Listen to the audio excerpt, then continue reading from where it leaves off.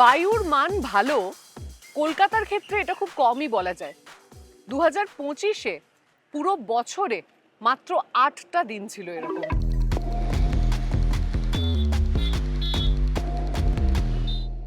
এখানে মানুষ AQI level track করে আবহাওয়ার মতো, প্রতিদিন অ্যাপে আপডেট দেখে। কিন্তু এটা শুধু কলকাতা নয়, দেশের অন্য অনেক অঞ্চলে সমস্যাটা আরো গুরুতর। এখানে স্বাস্থ্য কেন্দ্রের ভেতরেও সবকিছুর উপর পুরু ধুলোর আস্তরণ। কয়লা খনিকে ঘিরে গড়ে ওঠা পূর্ব ভারতের এই শহরগুলোতে কয়লার ধুলো থেকে রেহাই নেই। आदमी के सांस लेने में শ্বাস दिक्कत है। নিতে কষ্ট डस्ट হয়। पड़ता है, চারদিকে मुंह में শুধু नाक ধুলো में আর पूरा ধুলো। डस्ट নাক आता है। মুখ और সব क्या? জায়গাতেই सुबह ধুলো में ঢুকে যায়। खाता है तो मुंह से कोयला निकलता है। ঝড় উঠলে ঘরের ভেতরেও ধুলো ঢুকে পড়ে। কাপড় চোপড়, বাসনপত্র সব কিছুর ওপর ধুলো জমে যায়। সেগুলো জলে ধুলে সেই জলও কালো হয়ে যায়। বেশিরভাগ কয়লা খনি সরকারের নিয়ন্ত্রণে এবং এই বিদ্যুৎ কেন্দ্রগুলো সরকারি। বোকারো স্টিল সিটিতে প্রচুর কারখানা রয়েছে। এত ধোঁয়া যে অনেকেই অসুস্থ হয়ে পড়ছে। তাই স্থানীয় নারীরা এবার লড়াইয়ে নেমেছেন, যে ব্যবস্থা তাদের রক্ষা করতে পারেনি তার বিরুদ্ধে। ঝাড়খণ্ডের বোকারো জেলা জুড়ে রয়েছে তাপ বিদ্যুৎ কেন্দ্র, কয়লা ভিত্তিক শিল্প ও বড় বড় কারখানা। বছরের পর বছর এখানকার মানুষ এই মারাত্মক দূষণের সঙ্গে মানিয়ে নিতে বাধ্য হয়েছেন, কারণ তাদের জীবিকা ও জ্বালানি কয়লার উপর নির্ভরশীল। তবে দীপমালা দেবীর মতো নারীরা এই পরিস্থিতি মেনে নিতে রাজি নন। প্রতিদিন কতটা দূষণের মধ্যে থাকতে হয় সেটা এখন তারা সেন্সর বক্স দিয়ে মেপে দেখেন।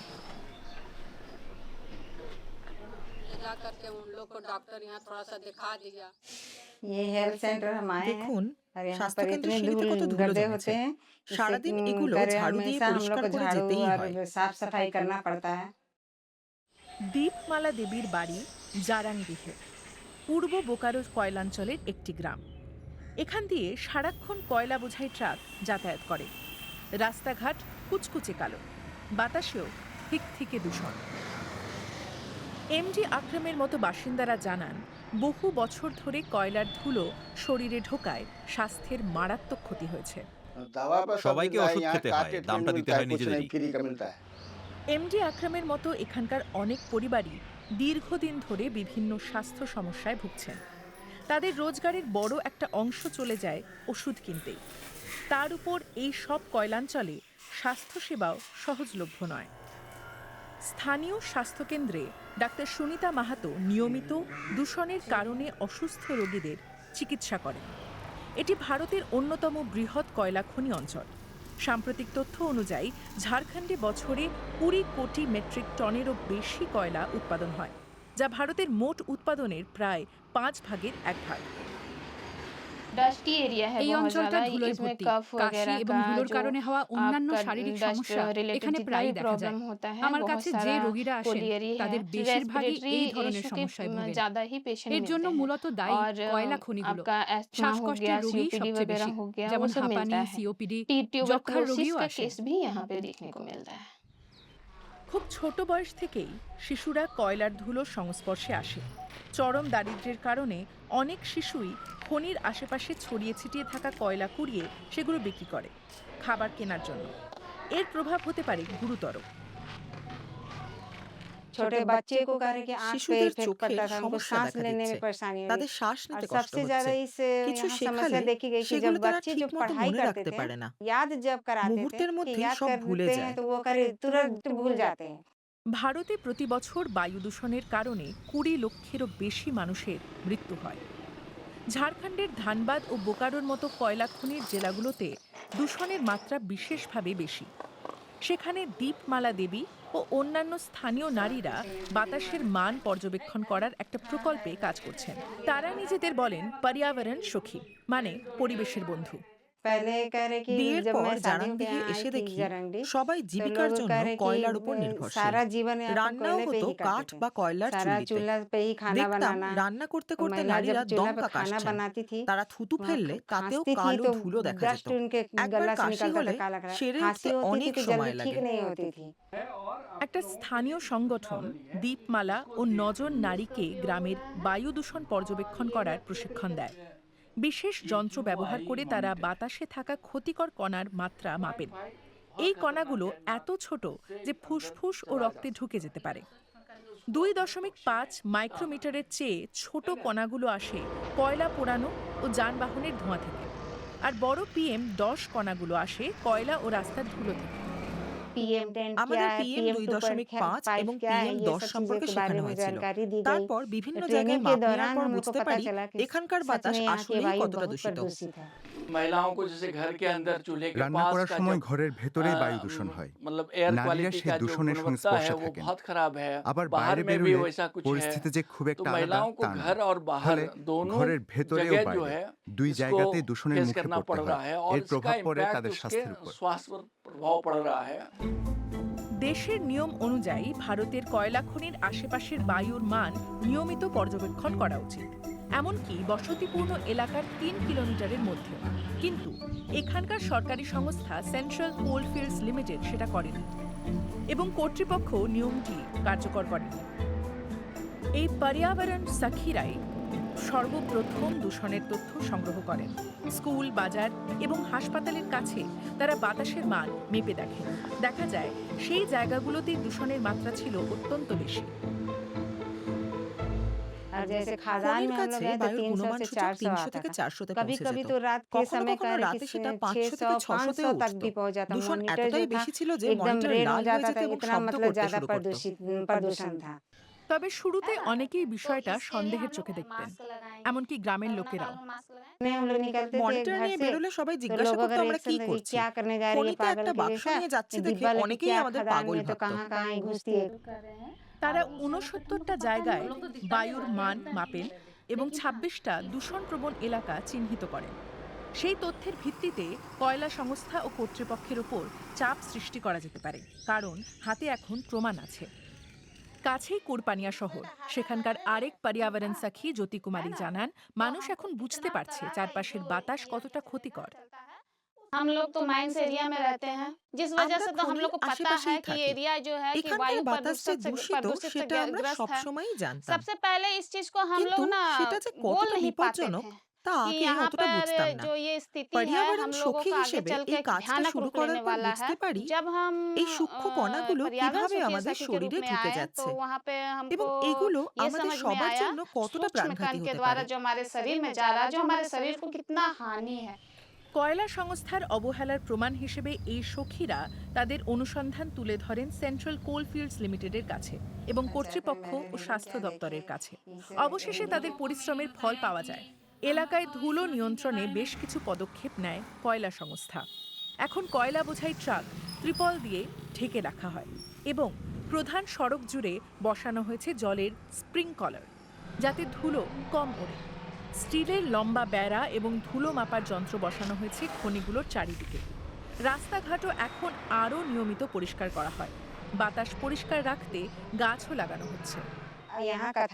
এই পর্যবেক্ষণের ফলে মানুষ এখন অনেক বেশি সচেতন। তারা বুঝতে পারছেন যে বাতাসে শ্বাস নিচ্ছেন সেটা কতটা পরিষ্কার বা কতটা দূষিত। তবে এই নারীরা আরও পরিবর্তন চান। ধুলো নিয়ন্ত্রণের এই পদক্ষেপে কিছুটা স্বস্তি মিলেছে, কিন্তু দূষণ আরও কমানো এবং যারা ইতিমধ্যেই স্বাস্থ্য সমস্যায় ভুগছেন তাদের সাহায্য করা, এগুলো একটা দীর্ঘমেয়াদী কাজ। कम हुआ है केसेस, थोड़ा कम हुआ है, रोगी और भी संख्या এখন আগের होने থেকে का কম। जरूरत है। साथ में मिलकर কিন্তু काम সেই करेंगे সংখ্যাটা स्वास्थ्य विभाग আরো और কমানো ये প্রয়োজন। दोनों तो बहुत ही अच्छा काम होगा। আমরা চাই এখানকার সবাই সুস্থ থাকুক এবং পরিষ্কার বাতাসে শ্বাস নিক। পরিষ্কার বাতাস আমাদের অধিকার। যথেষ্ট সরকারি পর্যবেক্ষণ না থাকায় এগিয়ে এসেছিলেন এই নারীরা এবং তাদের সংগৃহীত প্রমাণ আর উপেক্ষা করা সম্ভব নয়। অন্যান্য মেগাসিটির চেয়ে কলকাতায় বেশি তাপ অনুভূত হয়। এখনই গরম 38-39 ডিগ্রি, শরীর যা অনুভব করে তা আরো বেশি। কিন্তু এই গরম সবার জন্য এক নয়। যাদের এয়ার কন্ডিশনড ঘর, অফিস বা গাড়ি আছে তাদের জন্য এটা একটা বিরক্তি মাত্র। কিন্তু লক্ষ লক্ষ গিগ ওয়ার্কার, রাস্তার ফেরিওয়ালা, যারা সারাদিন বাইরে রয়েছেন তাদের সকলের জন্য এটা একটা জীবনের সংগ্রাম। এই রকম জায়গাগুলোয় মানুষ একটু স্বস্তি পান। এটা একটা সবুজ পার্ক, গাছগাছালি ঘেরা থাকায় শহরের অন্যান্য জায়গার তুলনায় এখানে তাপমাত্রা কম। দেশের ৭৬% জনসংখ্যা তাপের ঝুঁকিতে রয়েছে, তারপরেও গরম বাড়ছে। ৩২ ডিগ্রির ওপরে আমাদের শরীর এবং মনের কার্যকারিতা অর্ধেকে নেমে আসে। এই পার্কগুলো বিনা খরচে তাৎক্ষণিক একটা স্বস্তি দেয়, কিন্তু সত্যি বাঁচতে হলে দরকার স্থায়ী পরিবর্তন, দীর্ঘমেয়াদী পরিকল্পনা আর কার্বন নিঃসরণ কমানো। দিল্লিতে এক বিকালে অফিস শেষে একদল সহকর্মী মাঠে ফুটবল খেলছেন। এই প্রশিক্ষণের জন্য তাদের কোম্পানি বেশ বড় অঙ্কের টাকা খরচ করে। প্রতি বছর এই শহরের সংস্থাগুলো কর্পোরেট লিগে অংশ নেয়। এটাই ইয়ামান রেকির ব্যবসার মডেল। এই ফুটবল অনুরাগী নিজের পার্ক লাইফ সংস্থার মাধ্যমে শৌখিন খেলোয়াড়দের একত্রিত করেন। তবে তার এই ব্যবসা পুরোপুরি আবহাওয়ার উপর নির্ভরশীল। অতিরিক্ত ঠান্ডা বা চরম আর্দ্রতার মতো আবহাওয়ায় মানুষ সাধারণত ফুটবল বা কোনো রকমের খেলাধুলায় অংশ নিতে বাইরে বের হয় না। শারীরিক দুর্বলতা এবং ক্লান্তি এর কারণ। তারা খেলতে না এলে আমাদের ব্যবসায়িক ক্ষতি হয়। জল জমে মাঠ খেলার অনুপযোগী হয়ে পড়লেও তাকে বুকিংয়ের টাকা দিতে হয়, তাই অতিবৃষ্টি হলে প্রতিবারই তার লোকসান হয়। ইয়ামান রেখির প্রতিষ্ঠানটি বিশেষ ধরনের। শুধু তার ব্যবসাই নয়, ভারতের অনেক শিল্পই আবহাওয়ার কারণে ক্ষতিগ্রস্ত হয়। নির্মাণ শিল্প থেকে শুরু করে পর্যটন, বিদ্যুৎ উৎপাদন থেকে শুরু করে কৃষি, সব ক্ষেত্রেই খারাপ আবহাওয়ার কারণে আর্থিক প্রভাব দেখা যাচ্ছে। পূর্ণমিতা দাশগুপ্ত দিল্লি বিশ্ববিদ্যালয়ের ইনস্টিটিউট অফ ইকোনমিক গ্রোথে কাজ করেন। তিনি ও তার সহকর্মীরা অর্থনীতির উপর জলবায়ু পরিবর্তনের প্রভাব কী তা নিয়ে গবেষণা করছেন। গত ৩ দশকে ভারতে ৪০০টি চরম ভাবাপন্ন আবহাওয়ার ঘটনা দেখা গিয়েছে। আমাদের প্রাথমিক হিসাব অনুযায়ী গত ৩০ বছরে প্রায় ৮০,০০০ মানুষের মৃত্যু হয়েছে এবং প্রায় ৩০ থেকে ৪০ হাজার কোটি ডলারের ক্ষতি হয়েছে। এটা একটা বিশাল অঙ্ক। মৌসুমী বৃষ্টিপাতের কারণে বন্যা, শিলাবৃষ্টি, অসহ্য তাপপ্রবাহ, ভারতে সবই ঘটছে। পৃথিবীর অন্যান্য জায়গার মতোই শিল্প বিপ্লবের পর থেকে গড় তাপমাত্রা বেড়ে যাওয়ায় এখন আগের চেয়ে বেশি বৃষ্টি হয় আর বেশি গরম পড়ে। তবে দিল্লিতে শীতকালে এখন অস্বাভাবিক ঠান্ডাও পড়ে। বিজ্ঞানীরা এজন্য জলবায়ু পরিবর্তনকে দায়ী করছেন। আমরা গত বছর কেরালায় বন্যা, অতিবৃষ্টি ও ধসের ঘটনা পর্যবেক্ষণ করেছি।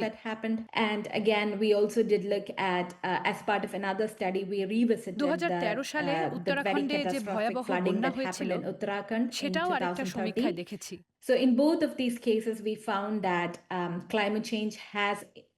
দুটো ঘটনাতে আমরা দেখেছি যে জলবায়ু পরিবর্তনের কারণে সেই সময়ে বৃষ্টির তীব্রতা এবং পরিমাণ আগের তুলনায় 10 থেকে 12% বেড়ে গিয়েছিল।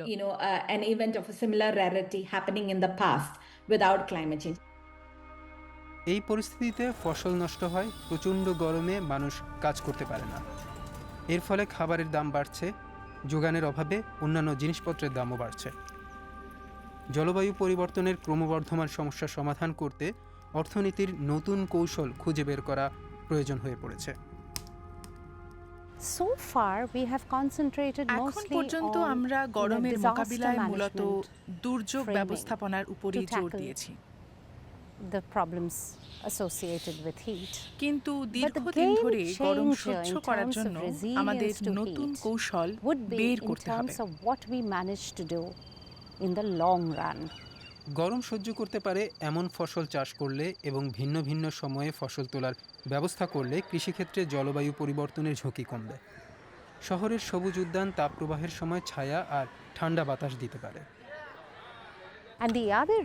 কম শক্তি খরচ করে কিভাবে আমাদের বাড়িঘর আর অফিস ঠান্ডা রাখা যায় সেই চিন্তা করতে হবে। কাজ করার জন্য এটা একটা বড় জায়গা। আমরা পুনর্ব্যবহৃত শক্তি বা ছোট বিদ্যুৎ গ্রিড ব্যবহার করতে পারি অথবা নতুন উপায় বের করতে পারি। আমাদের নতুনভাবে ভাবতে হবে। বন্যা কবলিত এলাকায় নদীর পাড় আর সমুদ্রের কিনারা সুরক্ষিত করতে হবে, নির্মাণ পদ্ধতিও বদলাতে হবে। এভাবেই দীর্ঘমেয়াদী ক্ষেত্রে মানুষ ও বন্যপ্রাণীর জীবন ও বাসস্থান রক্ষা করা সম্ভব। ভারতের কিছু রাজ্য জলবায়ু পরিবর্তনের সাথে লড়াই করার জন্য আরও বেশি বিনিয়োগ করছে। এই ক্ষেত্রে নেতৃত্ব দিচ্ছে মহারাষ্ট্র, গুজরাট এবং অন্যান্য কিছু রাজ্য। এমনকি কিছু কম উন্নত রাজ্য এই দিকে অগ্রসর হতে শুরু করেছে। এরকমই একটি উদাহরণ হলো ওড়িশা। তথ্য থেকে স্পষ্ট দেখা যাচ্ছে অভিযোজনে বিনিয়োগ করলে যে লাভ পাওয়া যায় তা খরচের তুলনায় অনেক বেশি।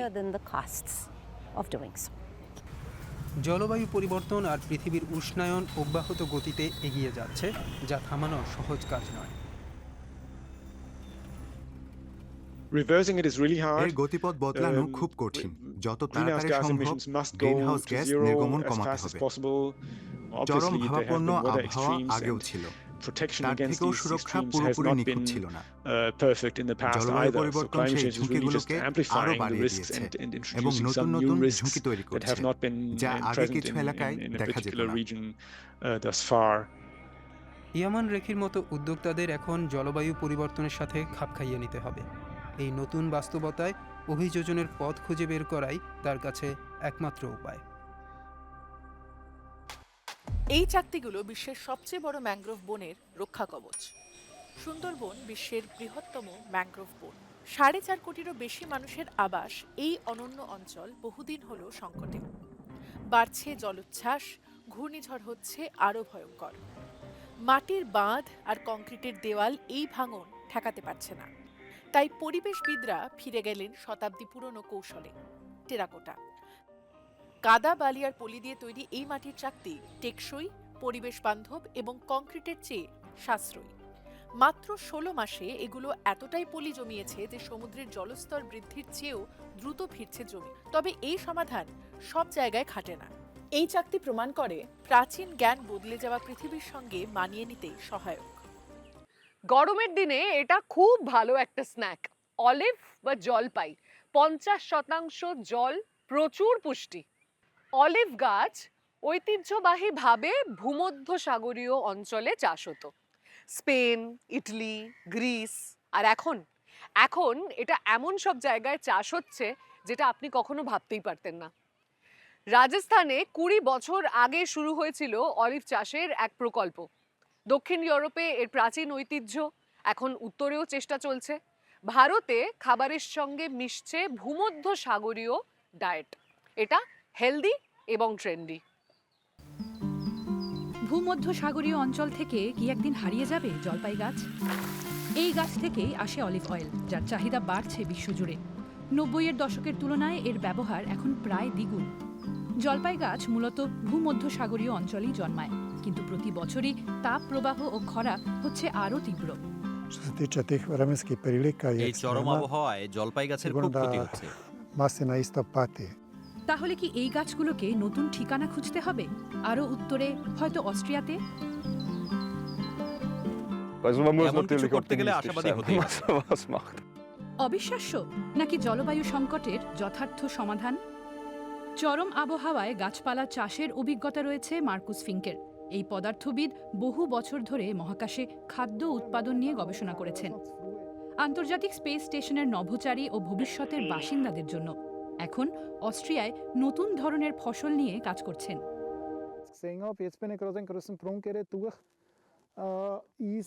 তিনি অ্যাগ্রো রেবেলসের সহ প্রতিষ্ঠাতা। তাদের ভাবনাটা সহজ, জলবায়ু পরিবর্তন আটকাতে না পারলেও মানিয়ে তো নিতে পারি। তবে পুরনো ধারণা বদলাতে হবে। তাই অস্ট্রিয়ায় জলপাই চাষ হবে নাই বা কেন? সত্যি বলতে মধ্য ইউরোপে জলপাই ফলানো সম্ভব, এটা আমি কখনো ভাবিনি। এটা কি সফল হবে? অ্যাগ্রো রেবেলসের মতোই মাটিয়াস ভেলেশিৎসও মনে করেন জলপাইয়ের নতুন ঠিকানা হতে পারে অস্ট্রিয়া। বসন্তকালের প্রস্তুতির জন্য তিনি গাছের ডাল ছাঁটছেন, পাতার ঘনত্ব কমাচ্ছেন, যাতে গাছে ভালো ফল ধরে। তাদের পরিবার বরাবরই ফল ও সবজির চাষ করে আসছে। তবে মাটিয়াসের কাছে জলপাই চাষ মানে নিজের ভবিষ্যতে বিনিয়োগ করা। তার প্রায় 100টি গাছ আছে, বয়স এখন 7 বছর। 2024 সালে প্রথম ফলন পাওয়া যায়, 1 কিলোর একটু বেশি। জলপাই গাছে ফল ধরতে ৫ থেকে ৭ বছর সময় লাগে, তাই অস্ট্রিয়ায় জলপাই চাষ ব্যাপক আকার নিতে এখনও অনেক দেরি। জলপাই গাছ ও ভূমধ্যসাগরীয় অঞ্চলের ইতিহাস হাজার হাজার বছরের। সময়ের সাথে সাথে এই আবহাওয়ার সঙ্গে মানিয়ে নিয়েছে গাছগুলো। কিছু গাছ তো ৪,০০০ বছর পর্যন্তও বাঁচতে পারে। পাথুরে মাটি, মৃদু শীত, গরম গ্রীষ্ম এবং বসন্ত ও শরতের বৃষ্টি, পরিবেশটা একদম উপযুক্ত। এখানে এক একটি গাছ ১৫ থেকে ২০০ কেজি পর্যন্ত ফল দিতে পারে, গড়ে ৩০ কেজি। তবে নির্ভর করে গাছের বয়স, অবস্থান ও পরিচর্যার ওপর। স্পেন বিশ্বে সবচেয়ে বেশি অলিভ অয়েল উৎপাদন করে, বছরে ১০ লাখ টনেরও বেশি। এরপর ইটালি, গ্রিস, তুরস্ক এবং তিউনিসিয়া। কিন্তু জলবায়ু পরিবর্তন এবং ক্রমশ বদলাতে থাকা আবহাওয়া ভূমধ্যসাগরীয় অঞ্চলের উপর চাপ সৃষ্টি করছে। Tada nije bilo dovoljno vlage da se može সবচেয়ে কঠিন সময় zametak জুলাই oploditi এবং আগস্ট মাস। i bilo je jako sunce. তখন জলপাই Najgori গাছে period তেল je তৈরি হয়, 7. i 8. mjesec ako ne আর ঠিক padne kiša, তখনই এখানে kada জলের maslina অভাব দেখা দেয়। skuplja ulje i tu imamo problem eto sa vodom. আমি ৮০ Ja sam মিটার পর্যন্ত pokušao মাটি খুঁড়েও bušiti tu na জল 80 পাইনি। metara, ali nisam uspio naći vodu. মিলেনকো জাগোরাজ ২০ বছর ধরে জলপাই চাষ করছেন দক্ষিণ ক্রোয়েশিয়ার পোলাচায়। প্রায় ৫ হেক্টর জমিতে তার পরিবারের হাজার খানেক গাছ আছে। কিন্তু সেই ২০২২-এর গ্রীষ্ম, বৃষ্টি নেই, প্রচণ্ড গরম। গাছ বাঁচাতে জল কিনতে হয়েছিল। 2022. godina je bila আমরা jako velika ১০ lakh suša. Litre onda জল sam জোগাড় করেছিলাম। Uspio sam dovesti, ja i moja obitelj, 1.000.000 litara. প্রতিটা গাছের জন্য To je প্রায় ispalo ৭০০ থেকে negdje ৮০০ oko litre, 700-800 litara za svaku maslinu, শুধুমাত্র kako bi অক্টোবরের mogao ফলন বাঁচানোর spasiti জন্য। plod da ne otpadne i kako bi mogla maslina. এবং জলবায়ুর পূর্বাভাস সঠিক হলে ২০২২-এর এই ঘটনাই হয়ে উঠতে পারে স্বাভাবিক। প্রতি বছরই তাপমাত্রা বাড়ছে, ভাঙছে নতুন নতুন রেকর্ড। ইউরোপীয় ইউনিয়নের কোপারনিকাস কর্মসূচির তথ্য অনুযায়ী পৃথিবীর সব মহাদেশের মধ্যে ইউরোপ সবচেয়ে দ্রুত উষ্ণ হচ্ছে। স্বাস্থ্যকর তেল হিসেবে অলিভ অয়েলের বেশ সুনাম, তাই নতুন নতুন বাজারে ছড়িয়ে পড়ছে। যেমন ভারত, স্বাস্থ্য সচেতন মধ্যবিত্তদের মধ্যে আমদানি করা অলিভ অয়েলের চাহিদা বাড়ছে। তাহলে ভূমধ্যসাগরীয় অঞ্চলের মানুষ কি করবেন, যাদের জীবিকা এটার উপর নির্ভরশীল? এর উত্তর খুঁজছেন ক্রোয়েশিয়ার গবেষক তাতিয়ানা ক্লেপো। আমাদের এমন কিছু খুঁজে বার করতে হবে যা জিনগতভাবে চরম আবহাওয়ার সঙ্গে মানিয়ে নিতে পারে। সমাধান লুকিয়ে আছে পুরনো প্রজাতির গাছে। ভূমধ্যসাগরীয় অঞ্চলে বিভিন্ন জায়গায় এখনো সেই গাছগুলো দেখা যায়। এই জলপাই গাছটার বয়স ১৫০০ বছর। এর মধ্যেই হয়তো লুকিয়ে আছে বিভিন্ন প্রশ্নের উত্তর। শত শত বছর ধরে প্রকৃতির নানা প্রতিকূলতা সত্ত্বেও টিকে আছে গাছটা। পুরনো গাছে সাধারণত জিনগত বৈচিত্র্য বেশি থাকে আধুনিক উচ্চ ফলনশীল গাছের তুলনায়, তাই এগুলো আরও সহনশীল। পুরনো বা নতুন যে কোনো তাপ সহনশীল গাছ ভবিষ্যতে গুরুত্বপূর্ণ হয়ে উঠতে পারে, যেমন তিউনিসিয়ার কিছু গাছ। তবে এই ধরনের গাছ তৈরি করতে সময় লাগবে। তার মানে কি গাছটার ভবিষ্যৎ নির্ভর করছে নতুন জায়গার উপর, যেমন অস্ট্রিয়া? এটা পরীক্ষামূলকভাবে শুরু হয়েছিল। বিশ্বাস না থাকলে এমন পরীক্ষা করা যায় না। জলপাইয়ের প্রায় ৩০০ থেকে ৪০০টা জাত আছে। আমি দক্ষিণ ইউরোপের ঠান্ডা অঞ্চলের জাতগুলো বেছে নিয়েছিলাম। শেষ পর্যন্ত মাত্র ৩০টা প্রজাতির জলপাই টিকেছিল। শুরুতে যদিও সন্দেহ ছিল। এখানে জলপাই পাকবে কিনা সেটা নিয়ে একদম নিশ্চয়তা ছিল না। এমন প্রজাতি পাবো কিনা যেগুলো সময় মতো ফল দেবে সেটাও জানতাম না। তবে ধীরে ধীরে ফল মিলছে। এখন অস্ট্রিয়ায় ৭,০০০-এর বেশি জলপাই গাছ আছে। ২০২৬ সালে লাগানো হবে আরও ২,০০০ গাছ। তবে গল্প এখানেই শেষ নয়। ভিয়েনার বোকো বিশ্ববিদ্যালয়ের সঙ্গে মিলে আমরা অস্ট্রিয়ার নিজস্ব জলপাইয়ের জাত তৈরি করেছি। অস্ট্রিয়ার জলপাই গাছ, অস্ট্রিয়ার অলিভ অয়েল, একদিন হয়তো এর সুফল পাওয়া যাবে। কারণ অলিভ অয়েলের দাম এখন অনেক। ভূমধ্যসাগরীয় অঞ্চলে তীব্র তাপপ্রবাহের পর ২০২৩ সালে মারাত্মকভাবে ফলন কমে যায়। বিশ্বের সবচেয়ে বড় উৎপাদক স্পেনেও স্বাভাবিকের তুলনায় প্রায় অর্ধেক ফল হয়। অলিভ অয়েলের দাম দ্বিগুণ হয়ে যায়। জার্মানিতে ২০২৪ সালে তেলের দাম আগের বছরের তুলনায় ৪৫% বেশি ছিল। এখনও দাম আগের অবস্থায় ফেরেনি। অন্যদিকে ভালো মানের অলিভ অয়েলের চাহিদাও কমেনি। অস্ট্রিয়াকে প্রমাণ করতে হবে তারা সেটা সরবরাহ করতে পারবে কিনা। তবে অস্ট্রিয়ার পরীক্ষা সফল হলে তার খেসারত কি ভূমধ্যসাগরীয় অঞ্চলকে দিতে হবে? গবেষক তাতিয়ানা ক্লেপোর মতে ভবিষ্যৎ জটিল। বিশেষ করে কৃষকদের জন্য। তবে তার বিশ্বাস উত্তর লুকিয়ে আছে জলপাই গাছের মধ্যেই।